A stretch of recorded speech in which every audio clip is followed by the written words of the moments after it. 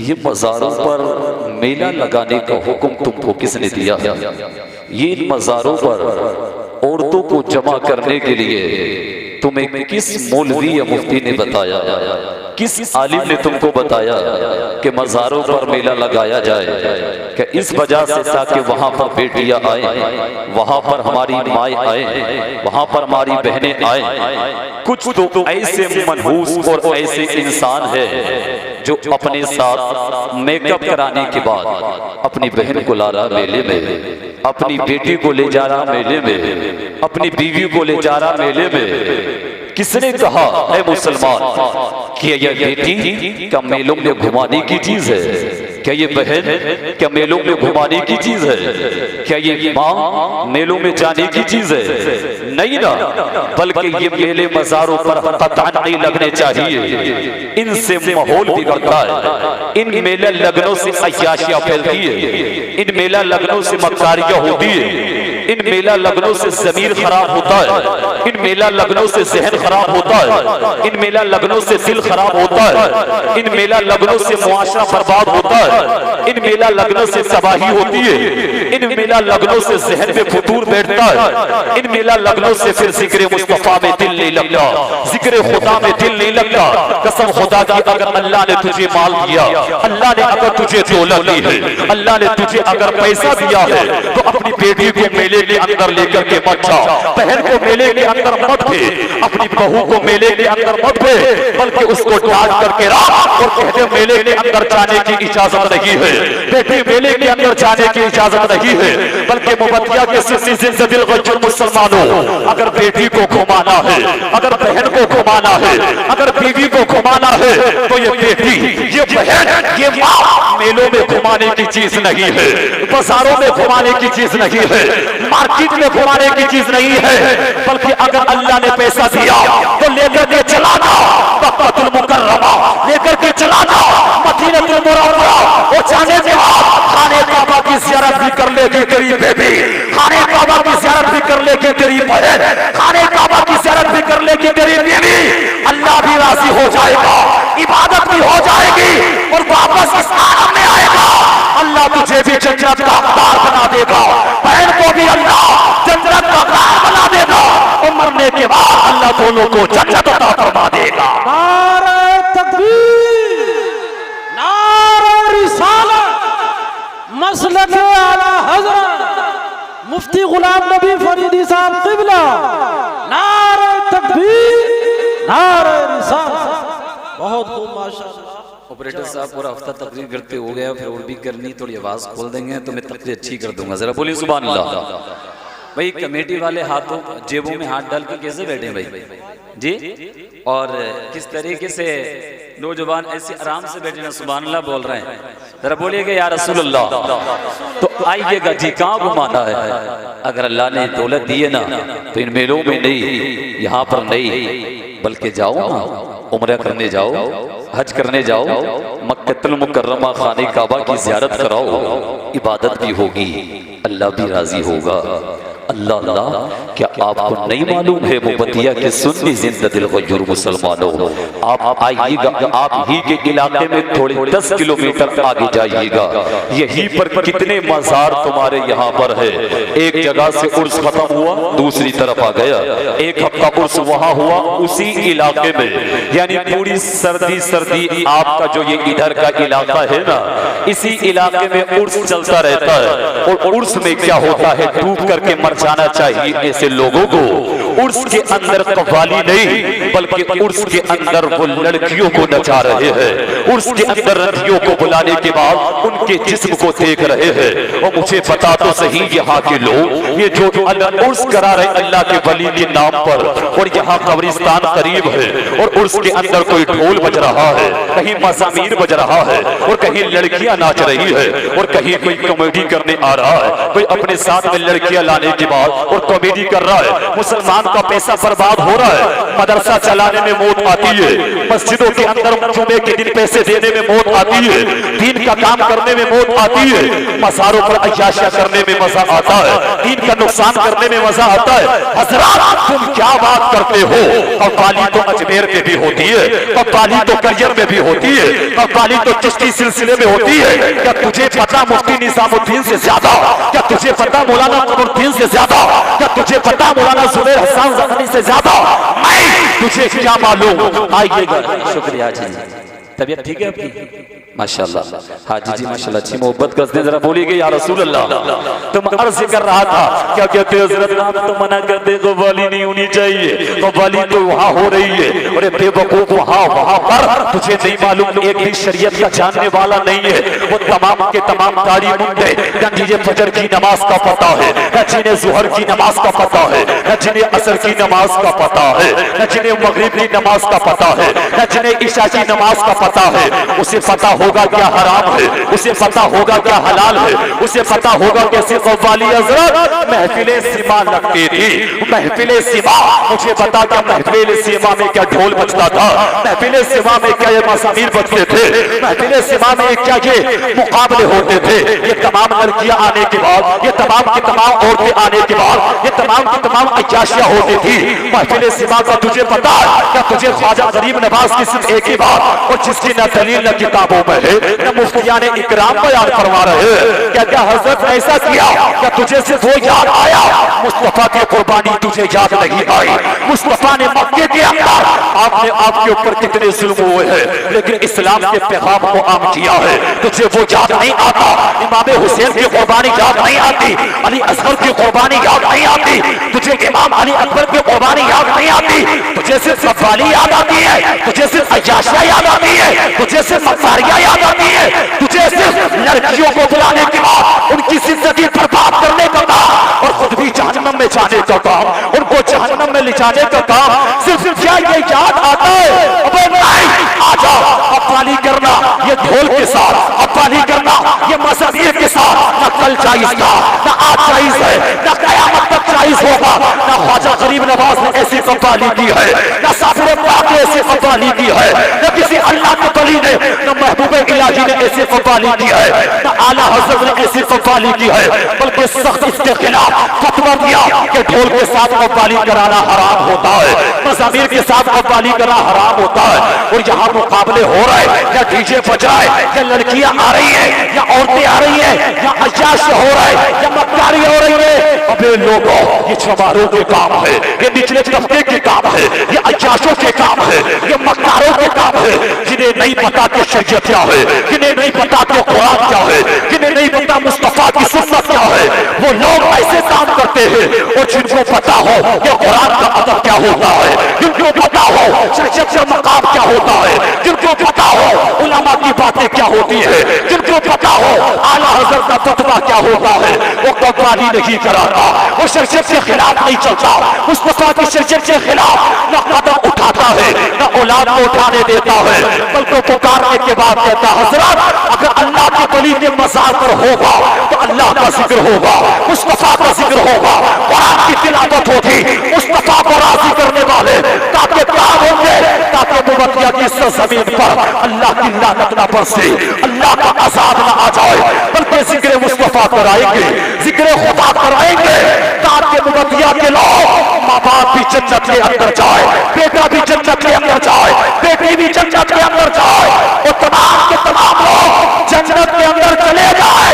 अल्लाह का वली भी राजी हो जाएगा, मदीने का मुस्तफा भी तुमसे राजी हो जाएगा। सुभान अल्लाह, बहुत खूब माशाअल्लाह, जवाब नहीं बहुत अच्छे, सुभान अल्लाह सुभान अल्लाह। ये बताइएगा आप, ये आज आपके इलाकों में एक हफ्ते तक लड़कियां नाच रही हैं अल्लाह के वली के मज़ार पर, क्या अल्लाह के वली राजी होंगे? क्या ये तुम्हारे मुर्दे जो कब्रिस्तान यहाँ पर मौजूद है, ये कब्रिस्तान वाले तुमसे राजी होंगे? क्या तुम्हारे बाप की रूह को खुशी मिलेगी? क्या तुम्हारी वालिदा के इंतकाल होने वाले को क्या खुशी मिलेगी? नहीं, पैगंबर आज़म ने बयान किया था अपने मुर्दों की रूहों को तकलीफ मत पहुंचाओ। दरूद पाक पढ़िए। अल्लाहुम्मा सल्ली अला सय्यदिना व शफीना मौलाना मुहम्मदिन व बारिक व सल्लिम सल्लु अलैहि सलातु व सलामुन अलैका या रसूल अल्लाह सल्लल्लाहु तआला अलैहि वसल्लम। जरा बोलिएगा या रसूल अल्लाह। या रसूल अल्लाह। अब मुझे बताइएगा आप कि इनकी रूह को खुशी मिलेगी क्या? नहीं, कसम खुदा की कहा था या रसूल अल्लाह जरा बताएं तो सही, कौन ऐसा इंसान होगा, कौन ऐसा बंदा होगा जो अपने बाप की रूह को तकलीफ पहुंचाएगा, जो अल्लाह के वली को नाराज करेगा, जो मुस्तफ़ा को नाराज करेगा, जो अपनी वालदा की रूह को तकलीफ पहुंचाएगा। या रसूल अल्लाह, अगर अल्लाह के वली नाराज हो गए, अगर इमाम हुसैन नाराज हो गए, अगर मदीने का मुस्तफ़ा अगर नाराज हो गया, तो क़यामत के दिन हमारी सिफारिश कौन कराएगा, हमें जन्नत कौन दिलाएगा? हाँ, याद रखो, जब किसी अल्लाह के वली की मज़ार पर और जब तुम्हारे घरों के अंदर शादियां हो, जब तुम डीजे बजाते हो, जब तुम लड़कियों को नचाते हो, जब तुम लड़कियों को नचाते हो और जब तुम मुकाबले कर पाते हो और ये तमाम के तमाम खुराफात कराते हो, तो अल्लाह का वली भी नाराज होता है। और तुम्हारे मरने वाले के बाप, जो बाप का इंतकाल हो गया, उसकी रूह को भी तकलीफ पहुंचती है और तुम्हारी वालदा की रूह को भी तकलीफ पहुंचती है। और मोहम्मदिया के मुसलमानों, होश में आ जाओ, उस सच्चे दिल के साथ तौबा करो जो आज मेलों के अंदर ये तमाम की तमाम औरतें घूम रही है कि इसके बाप का इंतकाल हो गया क्या, कि इसके भाई का इंतकाल हो गया क्या, कि इसके घर वालों की नमाज़े जनाजा पढ़ी गई क्या कोई नहीं है इनको समझाने वाला, क्या कोई नहीं है इनको रोकने वाला, क्या कोई नहीं है इनको मना करने वाला? अबे होश में आ जाओ, ताकि ऐसा ना हो अल्लाह क़यामत के दिन बाप को पकड़ ले, अल्लाह क़यामत के दिन भाई को पकड़ ले। इधर का वो तमाम की तमाम घूमते रहे, फिर क्यों की थी शादी, फिर क्यों किए थे बच्चे पैदा, ऐसे ही रहते, वो शादी ना करते। जब बीवी पे कंट्रोल नहीं होता वो शादी क्यों की? जब बच्चों पर कंट्रोल नहीं होता, जब तेरा बेटा तेरी बात नहीं मानता, जब तेरी बेटी तेरा बात नहीं मानती, तो ये जानवरों की तरह बच्चे पैदा करने के बाद आवारा छोड़ दिए, अब शराब पी रहा है, जुआ खेल रहा है, जिना कर रहा है, बाप के सामने गलत काम कर रहा है, लेकिन बाप कुछ कहने के लिए तैयार नहीं है। आज जरा सुनिएगा, हज़रत यूशा बिन नून अलैहिस्सलाम आपकी कौम पर अल्लाह अज़्ज़ व जल्ल 40,000 मुसलमानों को हलाक कर दिया, नमाज पढ़ने वालों को हलाक कर दिया, रोजा रखने वालों को हलाक कर दिया। हातिफ़े गैबी से आवाज आई कि 60,000 लोग ऐसे हैं जो शरीयत की मुखालफत करते हैं, जो कुरान की मुखालफत करते हैं, जो मुस्तफा की शरीयत के खिलाफ चलते हैं, उनको हलाक किया जाएगा, उनको बर्बाद किया जाएगा, उन पर अज़ाब आएगा। कहा था, लेकिन हातिफ़े गैबी से आवाज आई कि उन 60,000 लोगों के साथ 40,000 नमाजियों को हलाक कर दूंगा, 40,000 रोजा रखने वालों को हलाक कर दूंगा, 40,000 मुस्तफा का कलमा पढ़ने वालों को हलाक कर दूंगा। हमने कहा था, मौला बता तो सही, ये 60,000 लोग ये तो शरीयत की मुखालफत करने की वजह से, शराब पीने की वजह से, अय्याशिया करने की वजह से, बकतारियां करने की वजह से, इस वजह से इन पर अज़ाब हो रहा है। लेकिन 40,000 मुसलमानों को क्यों हलाक किया जा रहा है, उनको क्यों बर्बाद किया जा रहा है, उन पर क्यों अज़ाब आ रहा है? तब हातिफ़े गैबी से आवाज आती है, ओ मेरे बंदो, कान खोल कर के सुनो, जो 60,000 लोग हैं इन पर अज़ाब इस वजह से आ रहा है क्योंकि नमाज नहीं पढ़ते, रोजा नहीं रखते, ज़कात नहीं देते, मुस्तफा की शरीयत के खिलाफ करते हैं। लेकिन 40,000 लोग इन नमाज न पढ़ने वालों से कभी नाराज नहीं होते, इनका साथ देते हैं, कभी इनका बाइकाट नहीं करते। शराब पीता है उसके साथ रहते हैं, जिना करता है उसके साथ रहते हैं, और ये लड़कियों को तकता है उसके साथ रहते हैं, मज़ारों पर कब्बालियां कराता है उसका साथ देते हैं। अल्लाह ने फरमाया 60,000 लोगों को तो गुनाह की वजह से और 40,000 लोगों को इन गलत काम करने वालों का साथ देने की वजह से उनको भी हलाक कर दिया, इनको भी हलाक कर दिया। अल्लाहु अकबर, अल्लाह। बहुत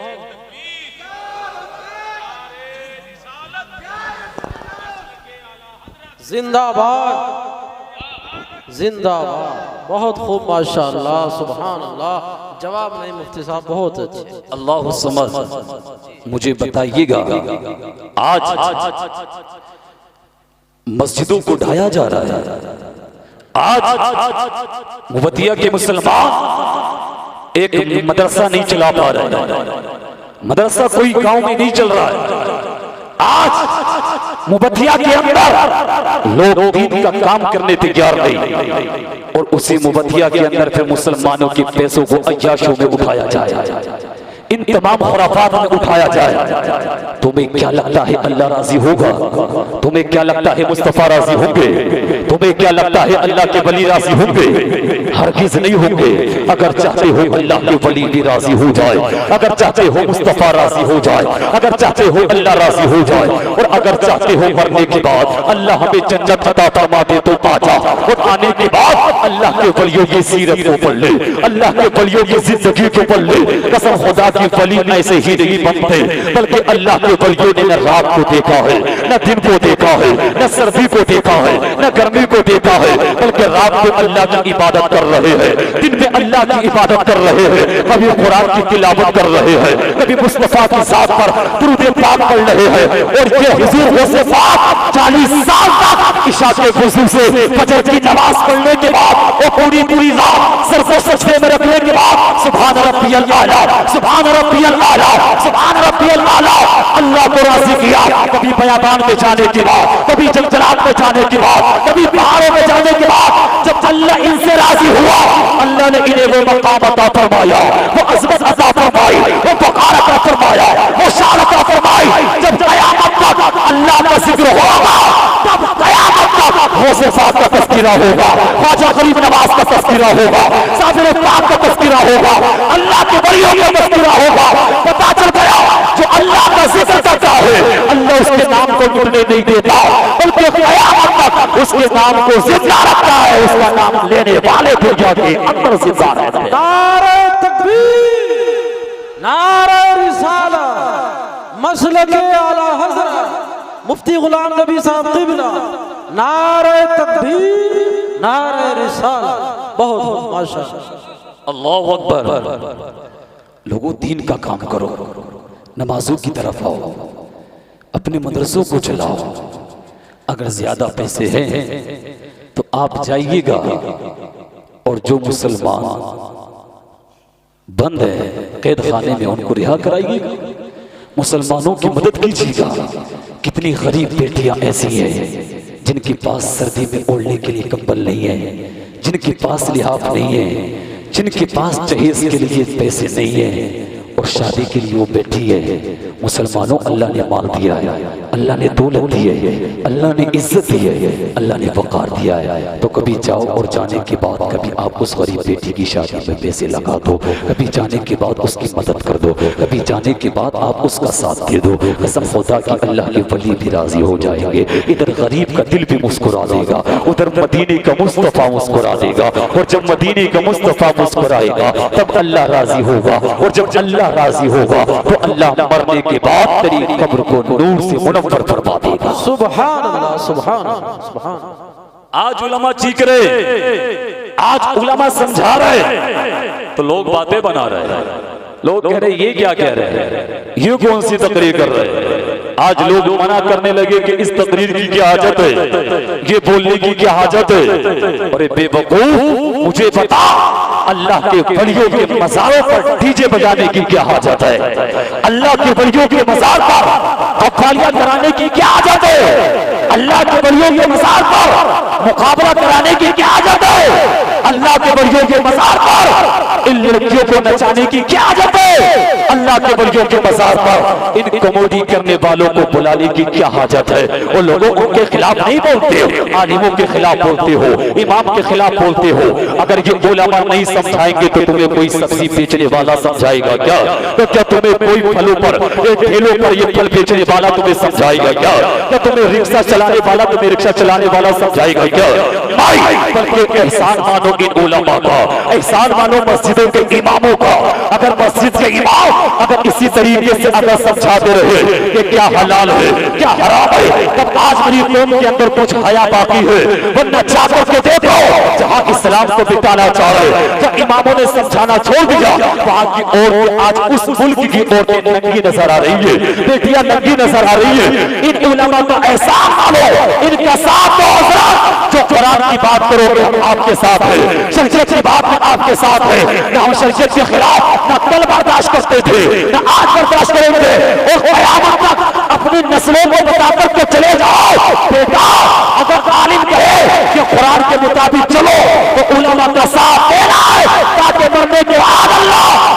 जन्नत अता फरमा दे, तेरी औलाद को भी जन्नत का बाप।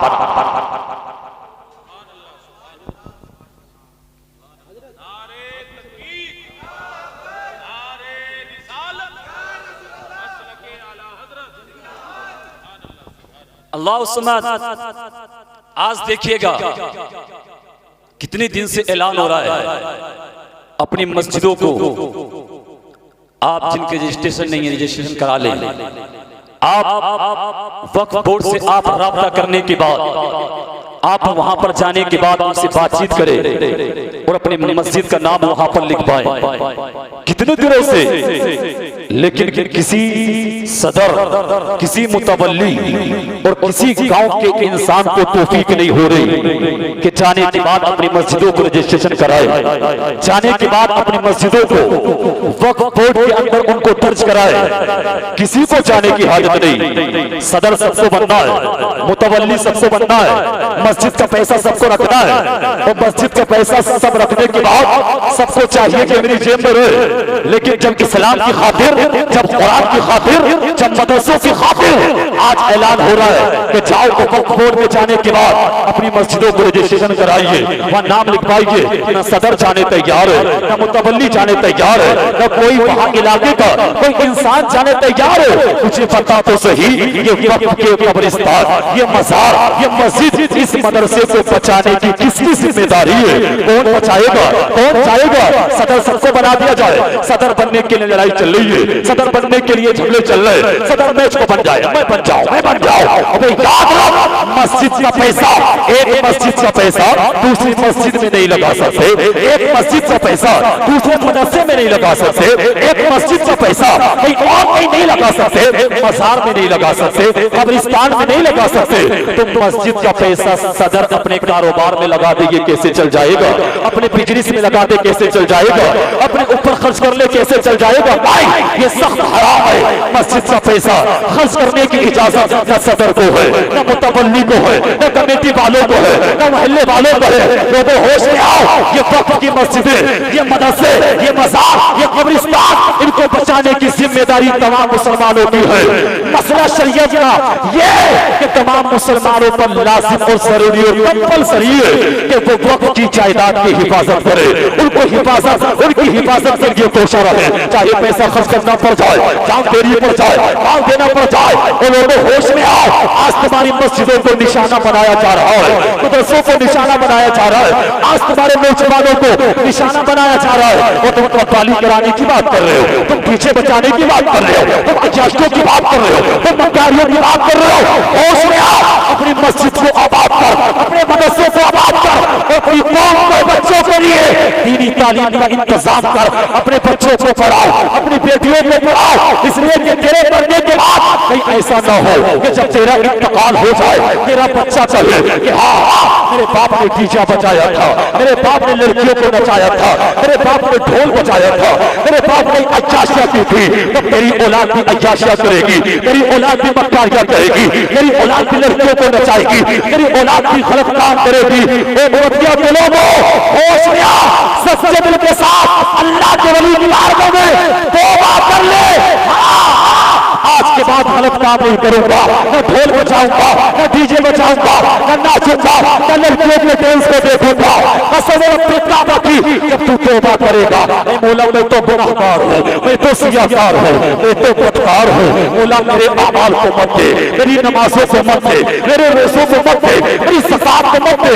अल्लाह के वली के सबसे मेरी दुआ को कबूल फरमा ले। कसम है अपने काबा की, अल्लाह की रहमत को जोश आएगा और इरशाद फरमाएगा फरिश्तों, जब इन लोगों ने मेरे अल्लाह के वली की बारगाह में आने के बाद, मेरे वली की बारगाह में आने के बाद जब सच्चे दिल के साथ जब तौबा कर ली है, हाथ नीचे बाहर में आएंगे, अल्लाह तमाम लोगों को माफ फरमा देगा और सबको अल्लाह जन्नत का हकदार बना देगा। सुभान अल्लाह, सुभान अल्लाह, सुभान अल्लाह। बहुत खूब, माशाअल्लाह, जवाब नहीं बहुत अच्छा। बताओ मोते के लोग हाथ उठा करके कुरान का साथ दोगे कि नहीं दोगे? सब उठाए भाई, पीछे वाले जो कुरान का साथ दोगे कि नहीं दोगे? कव्वाली में आओगे क्या? अरे उठाओ ना, कव्वाली में आओगे क्या? नहीं, माशाअल्लाह। जितने लोग कव्वाली में जाएंगे बहुत उठाए। भाई सब उठ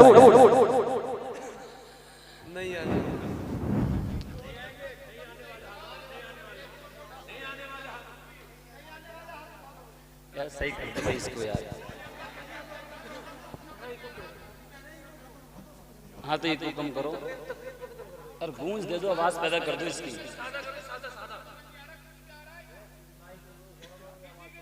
भाईजान इस इको खत्म करो और ये हाँ हेलो हेलो गूंज दे दो बस, और इको इसकी झंकार खत्म कर दो। डिब्बों की आवाज खोलो, खोल दो, दूर से कैच करे।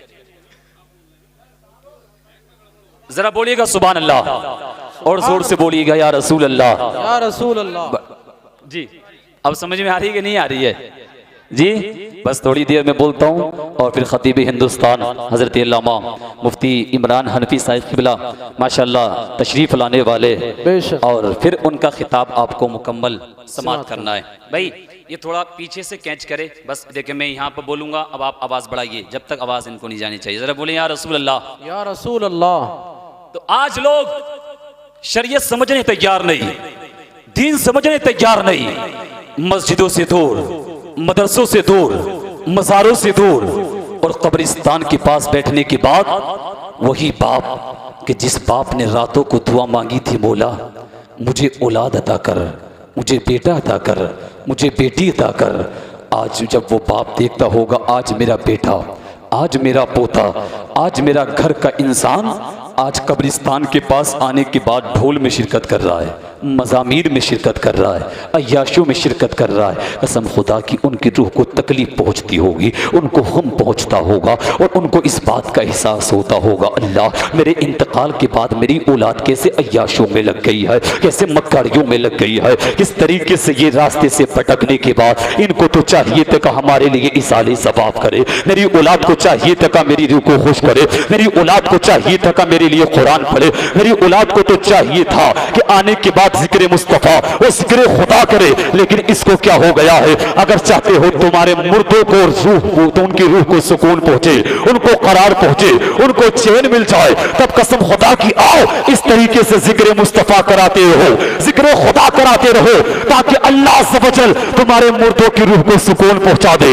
उनको करार पहुंचा दे, उनको करार मिल जाए, और वो अल्लाह सवजल की बारगाह में दुआ करे, मौला आज मेरी औलाद मेरे इंतकाल के बाद कोई कुरान पढ़ रहा है, कोई कलमे तक़वा पढ़ रहा है, कोई दुरूद पाक को पढ़ रहा है, कोई मुस्तफा की जात पर कोई दुरूद पाक पढ़ रहा, मौला मेरी औलाद को माफ फरमा दे, जन्नत का हकदार बना दे, मेरी औलाद के रिस्क में बरकतें पैदा फरमा दे, उसकी उम्र में बरकतें पैदा फरमा दे। कसम खुदा की जो अपने माँ बाप के लिए जो दुआ करता है, जो इसाले सवाब करता है, जो दुआ मांगता है, अल्लाह ज़वजल की रहमत को जोश आता है।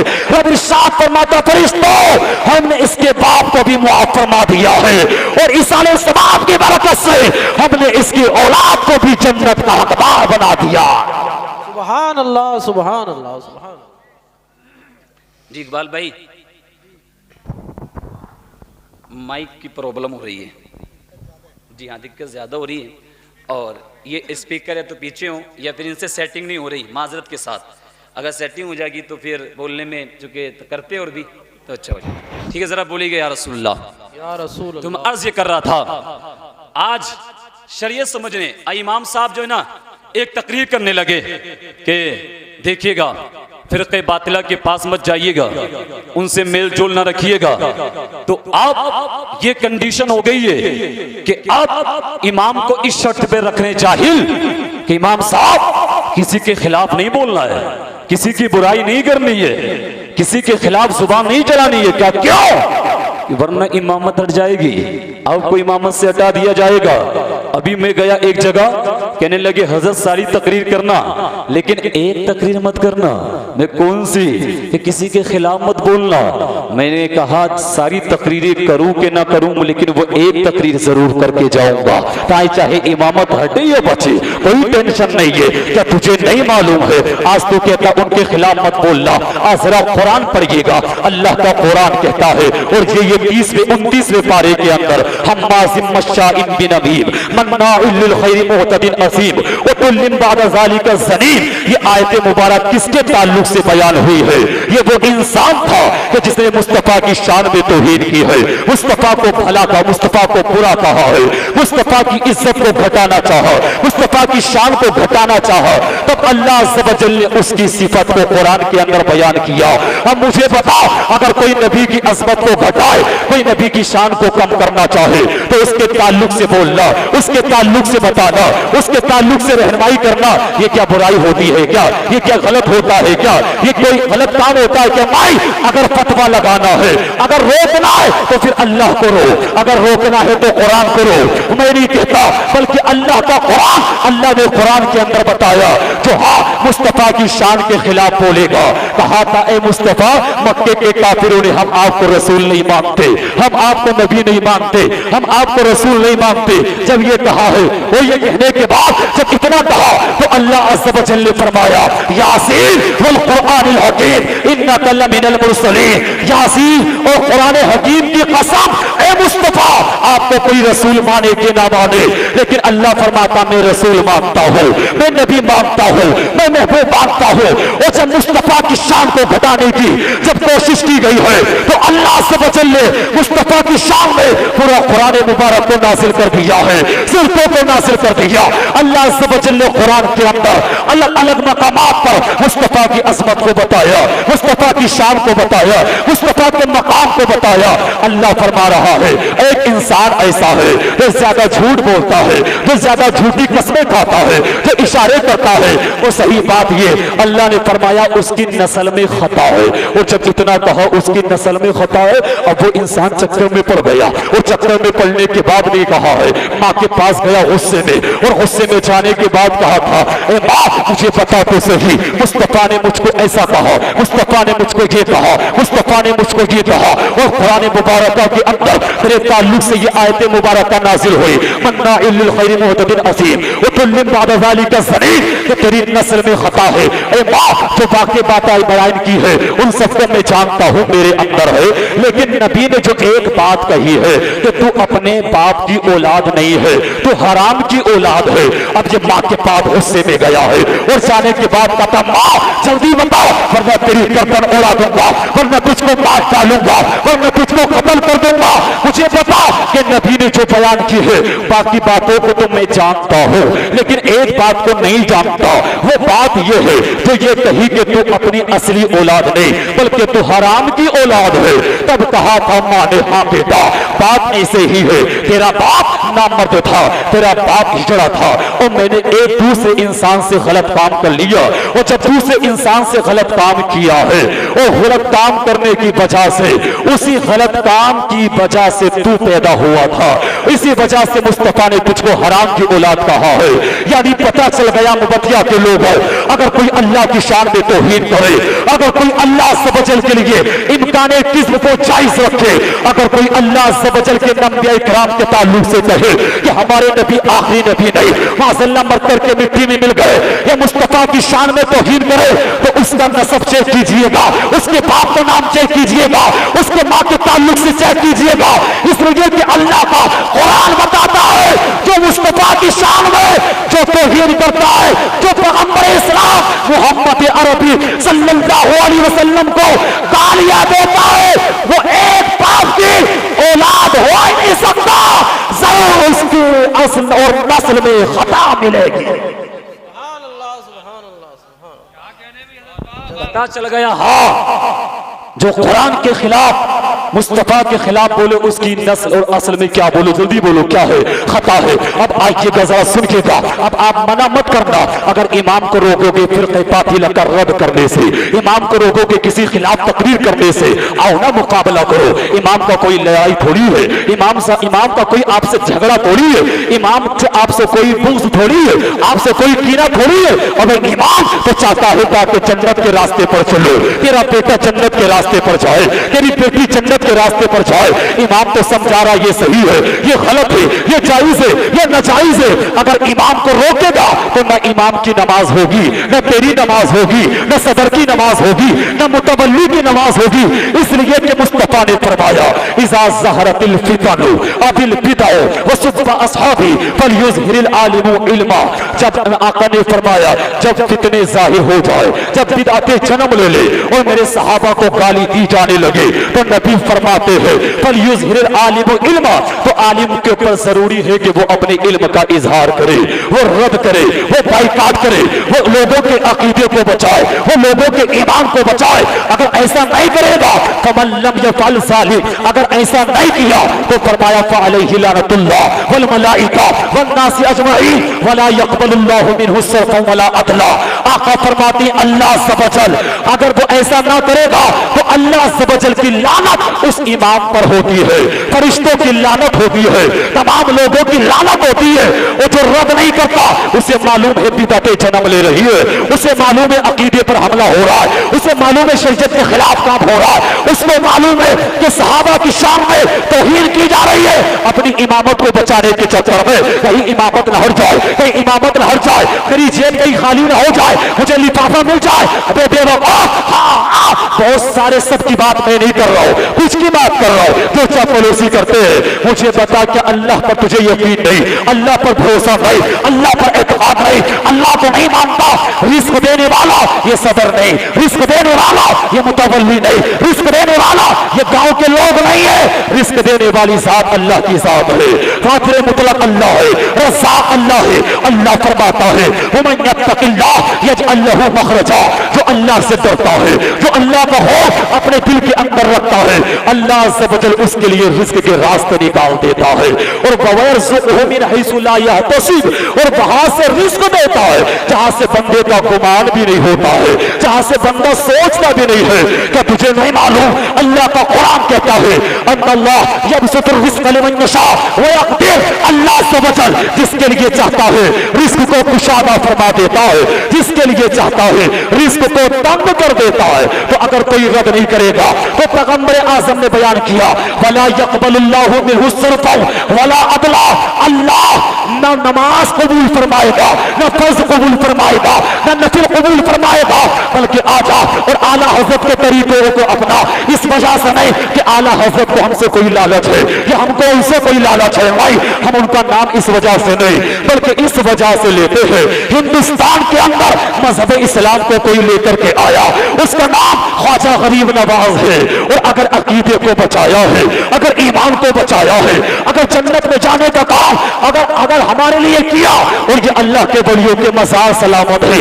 आज जो उर्स हो रहा है, आज जो टोसरों पर आज जो टोपियां सलामत है, आज जो मस्जिदों के अंदर जो सलाम पढ़ा जा रहा है, आज जो मक्कतुल मुकर्रमा और मदीनतुल मुनव्वरा की फजीलत ये बयान की जा रही है, ये सदका है रज़ा का, ये सदका है आला हज़रत का।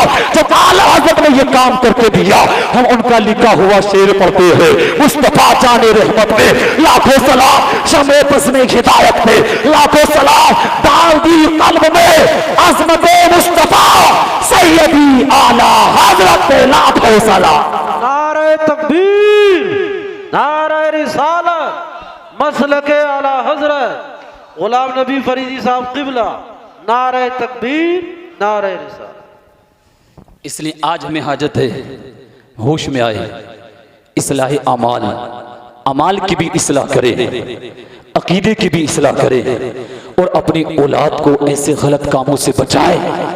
वरना याद रखिएगा आज लोग तुम्हारे खिलाफ आज साजिशें रच रहे हैं, मुसलमानों को मिटा दिया जाए, मस्जिदों को ढा दिया जाए, मदरसों को बंद कर दिया जाए, इस तरीके की बातें। उसने इस्लाम को पढ़ा ही नहीं है। मजहब इस्लाम किस बात की इजाजत देता है, मजहब इस्लाम किस बात से मना करता है?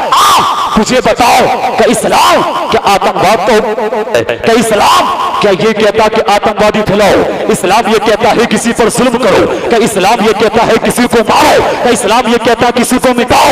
नहीं, अबे मजहब इस्लाम, वो बाणिये इस्लाम मोहम्मद मुस्तफा सल्लल्लाहु अलैहि वसल्लम ने बयान किया। एक औरत ने बिल्ली को बांध करके रखा, उस बिल्ली को न खोला ताकि वो कुछ खा लेती, न उसको कुछ खिलाया, और वही बदे बदे मर गई। वो जब बिल्ली मरी है, अल्लाह अज़्ज़ व जल ने उस औरत को जहन्नम के अंदर डाल दिया है। अब मुझे बता तो सही, जो मजहब इस्लाम कहता है, जो मजहब इस्लाम किसी जानवर पर जुल्म करने की इजाजत नहीं देता, जो मजहब इस्लाम किसी पर जुल्म करने की इजाजत नहीं देता, जब जानवरों के ताल्लुक से मजहब इस्लाम ने बताया जानवरों का ख्याल रखो, जानवरों पर जुल्म मत करो, वो मजहब इस्लाम किसी इंसान पर जुल्म करने की कैसे इजाजत दे सकता है? वो मजहब इस्लाम किसी को सताने की इजाजत कैसे दे सकता है? वो मजहब इस्लाम किसी को मारने की इजाजत कैसे दे सकता है? मजहब इस्लाम और ये मदद से हमको सिखाते हैं किसी पर जुल्म मत करना, किसी को मत सताना, अगर हो सके तो किसी की मदद कर देना। ये मत देखना पड़ोसी हिंदू है, ये मत देखना पड़ोसी ईसाई है, ये मत देखना पड़ोसी पंजाबी है। अगर तू खाना खिला सकता तो खाना खिला दे, अगर पानी पिला सकता तो पानी पिला दे, अगर कपड़ा पहना सकता तो कपड़ा पहना दे। मजहब इस्लाम लाने वाले पैगंबर आज़म ने बयान किया, जो अपने पड़ोसी को अगर खाना नहीं खिला सकता, अगर कपड़ा नहीं पहना सकता, तो कतरे पानी के पिला दे। जब कयामत का दिन होगा, नफ्सी नफ्सी का आलम होगा, इसकी जुबान प्यास की वजह से लटक रही होगी। पैगंबर आज़म बयान फरमाते हैं, ऐसे इंसान को बुलाऊंगा और बुलाने के बाद कयामत के दिन अपने हाथों से होज़े दोसर में उसको मिला दूंगा। मुझे बताएं,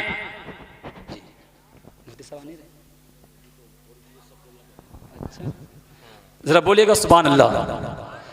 तो आज लोगों को बताने की हाजत है, आओ पहले मदरसों के अंदर पढ़ करके देखो, आओ पहले कुरान को सीख करके देखो, आओ आने के बाद पहले धर्म इस्लाम को समझ करके देखो। जब तुम्हें पता चलेगा इस्लाम किस बात की इजाजत देता है, इस्लाम किस बात की इजाजत नहीं देता।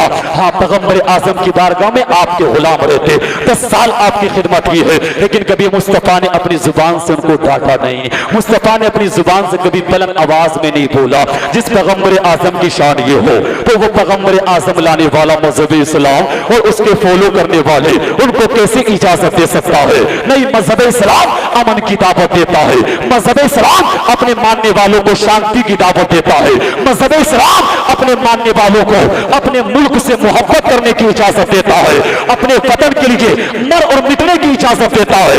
मजहब इस्लाम आतंकवाद का हुक्म नहीं देता, मजहब इस्लाम किसी पर जुल्म करने की इजाजत नहीं देता, मजहब इस्लाम किसी को सताने की इजाजत नहीं देता, मजहब इस्लाम किसी को मारने की इजाजत नहीं देता। मजहब इस्लाम कहता है, अगर कोई तुमसे कता ताल्लुक करे तू बढ़ करके सलाम कर ले, अगर कोई तुझसे ना बोले पहले जाकर के सलाम कर ले। जो पहले सलाम कर लेगा अल्लाह से बचल कयामत के दिन उसको पहले जन्नत अता फरमा देगा। अस्तगफिरुल्लाह रब्बी मिन कुल्ली ज़ंबिन व अतूबु इलैहि व मा अलैना इल्लल बलाग। कलमा पढ़े ला इलाहा इल्लल्लाह मुहम्मदुर रसूलुल्लाह। अस्सलामु अलैकुम व रहमतुल्लाह। सुभान अल्लाह, सुभान अल्लाह, बहुत खूब माशाअल्लाह। बीच में जगह खाली हो गई है, आप आगे आ सकते हैं, आगे आ जाएं, आगे थोड़ा सा आगे आ जाएंगे।